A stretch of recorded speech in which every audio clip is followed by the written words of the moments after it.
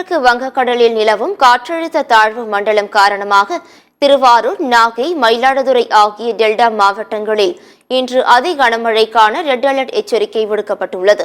தென்கிழக்கு வங்கக்கடலில் நிலவி வந்த ஆழ்ந்த காற்றழுத்த தாழ்வு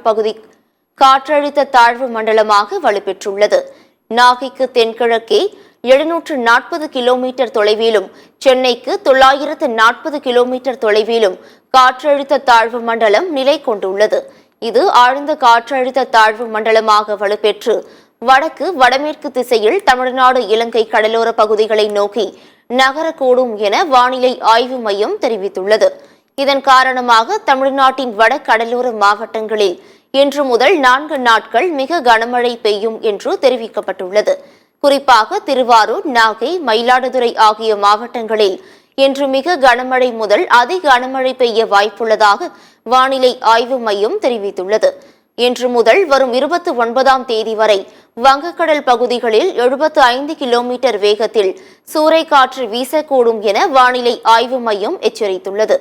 இதனால் மீனவர்கள் மறு அறிவிப்பு வரும் வரை கடலுக்கு மீன்பிடிக்க செல்ல வேண்டாம் எனவும், ஏற்கனவே மீன்பிடிக்க கடலுக்கு சென்றுள்ள மீனவர்கள் உடனடியாக கரைக்கு திரும்பவும் அறிவுறுத்தப்பட்டுள்ளனர்.